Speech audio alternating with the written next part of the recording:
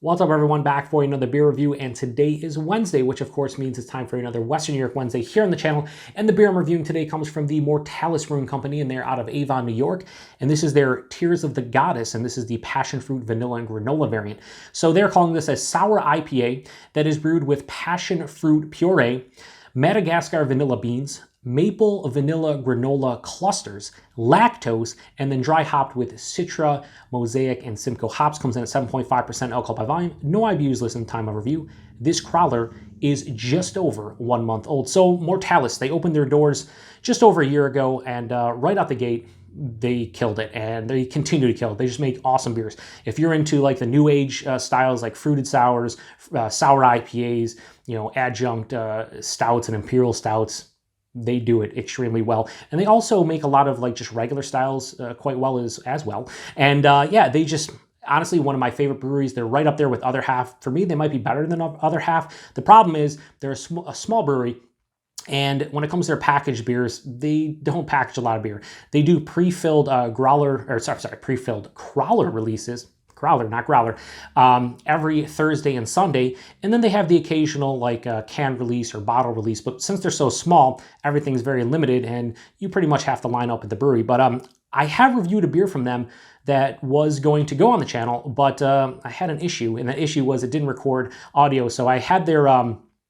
Venus, which was like a 6.5% American stout that they brewed with strawberry fig Newtons and strawberry jam. And I reviewed it. It was a delicious beer. I was so happy. It was late last year, and I was like, all right, man, this is going to be fantastic. And then I checked the footage, no audio. Apparently, I wear a lav mic, and I have an extender for it because the lav mic's like literally 6 foot long, and it can't reach my phone and have enough, distance and whatnot. So I got an extender for it, and where the extender meets the actual microphone, it was disconnected, a little bit loose. So I recorded no audio. It was very disappointing, and that was late last year. So I've only went to the brewery a couple times specifically to get crowlers, and in late, or I guess it was early August, I went there and I was able to grab 3 different crowlers. This is the first of the 3 that I'll be reviewing, and it's a part of their Tears of the Goddess series. And I've had 4 or 5 beers within the series, and they've all been quite delicious. I can't really say I have a favorite within the series, but this one sounds pretty good. I love passion fruit.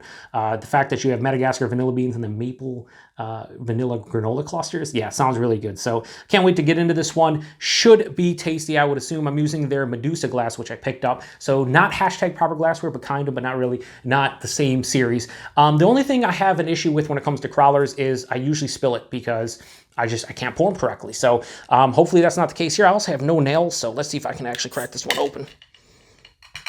Okay, I did a job. Now watch, I'm gonna spill it. And I'm telling you beforehand because I'm terrible with crowler pours. And when I do spill it, I'm gonna have to wash this tablecloth, and that's just how it is. So here we go, here comes the spillage. See? I knew I'd spill some of it. Maybe not as bad as I thought. All right, not gonna get crazy. Okay, so I didn't spill as much as I thought it would. Still spilled a little bit, but not as bad. Let's see, well, it's gonna barely fit on there. So it smells awesome. And a little bit of taste also smells awesome. It just smells great anyway. So yeah, that pours out kind of like a New England style IPA. It has this really nice orange honey color, very murky and turbid. Had about a finger of a bright white head, but has dissipated to a thin film. Could probably from all the adjuncts and the fact that it is a sour beer. But I can smell it, and I can smell the passion fruit, and it smells amazing. Let's get in the nose. Wow. So I mentioned this in a review I did of Beer Tree, their double pineapple creamsicle. And I said in that review, if there's such thing as a pineapple creamsicle, which I imagine there is, this is what it smells like. This smells like a passion fruit creamsicle. And I don't know if those exist. I'd imagine somebody has made one at some point, but this smells like a passion fruit creamsicle. Absolutely loads of passion fruit, one of the more intense passion fruit forward beers I've ever had. Tons of vanilla. Not really picking up on the maple vanilla granola here in the nose. There's definitely a really solid tartness to it from both the passion fruit puree. I mean, passion fruit in general has a nice tartness. The fact that this is a sour. It's accentuated by a nice little hop character too, and this is the problem when it comes to sour IPAs. And I've mentioned this plenty of times, and there's a lot of guys that agree with me, like Todd over at 21090 Brewing.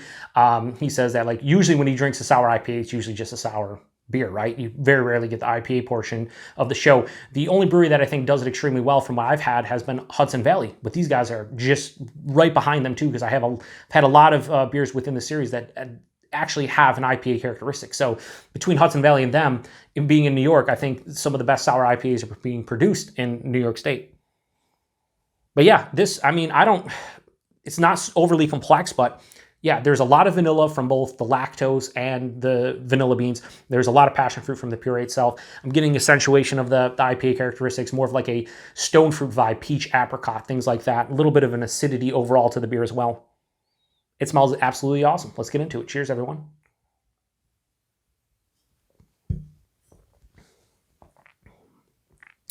It's fucking delicious. Absolutely delicious. And this is definitely approaching sour on my palate.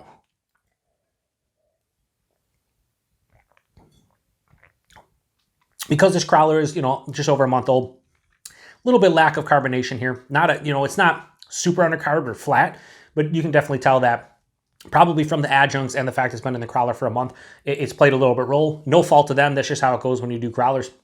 But it's not flat. It definitely has carbonation still on the palate. It's just softer.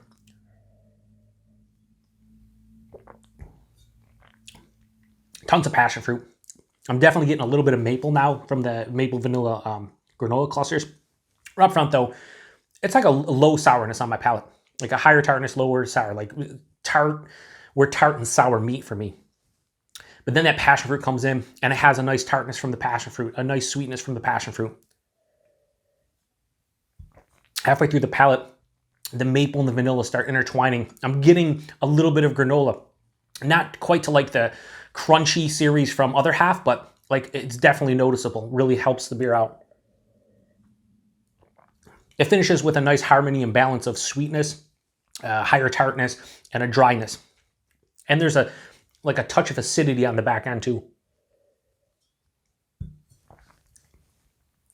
Body on this one, higher side of medium body at 7.5%. That's great. Again, the mouthfeel, soft, smooth, touch of creaminess. Definitely a little bit undercarbed. Again, that's more my fault, me not drinking this until a month later, as opposed to the beer itself. I'd imagine, on tap or like fresh out of the crowler a couple days or even a couple weeks, it's probably had, proper carbonation.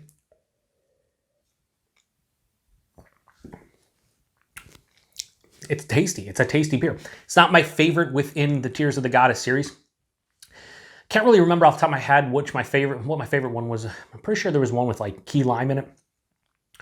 That was pretty good. There was also an almond cherry one that was pretty tasty as well. I don't remember that being my favorite, but it was good. This, though, I love passion fruit, and this, as you can see, I'm literally crushing this beer. 7.5%, can't even tell it's alcoholic, honestly.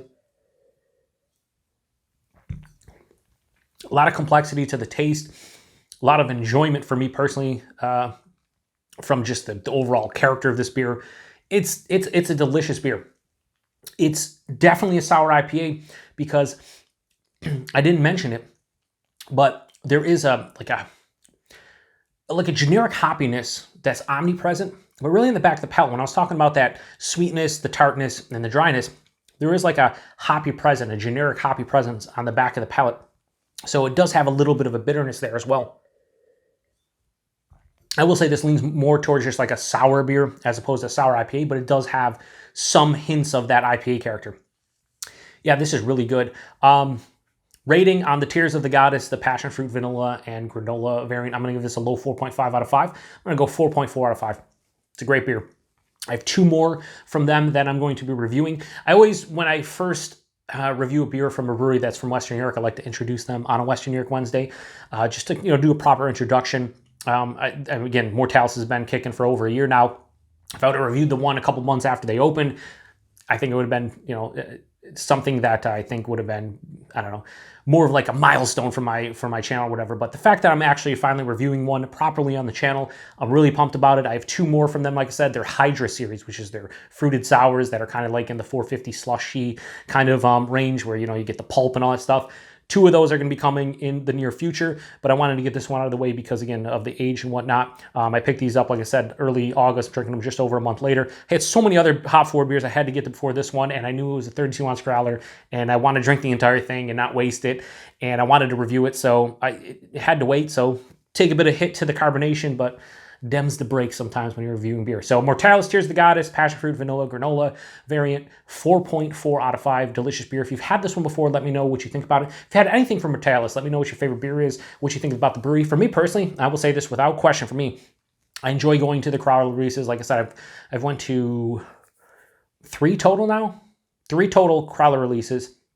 And I've went to the brewery like 4 or 5 other times. I've been to the brewery like a total of 6 or 7 times at this point, between just going there and drinking stuff on tap and getting crowlers. For me, if you can just go to the brewery and drink stuff on tap, that would be my choice.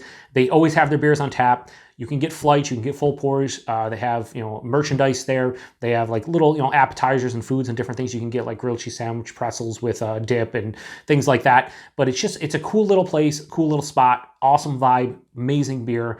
And if you're anywhere around the Rochester, New York area, or Avon, which is about like 20 minutes to the south of Rochester, 25 minutes to the south of Rochester, I highly recommend you check them out because they are killing it, probably producing the best beers in Western New York, right along with other half at this point. And yeah, just awesome stuff. So I appreciate everybody stopping by for another Western New York Wednesday. Check back next week when I'll be reviewing 42 North's Gose Colada, which hopefully is just as delicious as this one. I don't know if it will be, but hopefully it is. And until the next one, cheers. Oh, hang on. Price and availability. I almost cheers without price and availability. I mean, we'll do double cheers. Availability, obviously, brewery only, pre-filled crowlers. You got to go for the releases. Usually, you got to wait in line. I think I waited in line for like 40 minutes, half an hour for this for the 3 that I bought. Sometimes they're longer, sometimes they're shorter. All depends on the beers they're releasing. And the price point on this one, I think these crowlers like 15, 16. I'm trying to think, maybe $18 for this crowler. Expensive, but it's 32 ounces. It's a crazy beer. All these adjuncts. That's kind of the going rate nowadays. So a bit pricey at, $18. I think it was like $16, $18 for this. Might have been even 20. I think it was 16 to 18. But yeah, at the end of the day, they make quality beer. So if you're somebody who takes price point into account, maybe this is a bit steep for you, and I totally get it. For me, as a treat, something that I don't buy regularly, yeah, I think it's worth it for me. Anyway, now I'm going to cheers you. See you later. Cheers.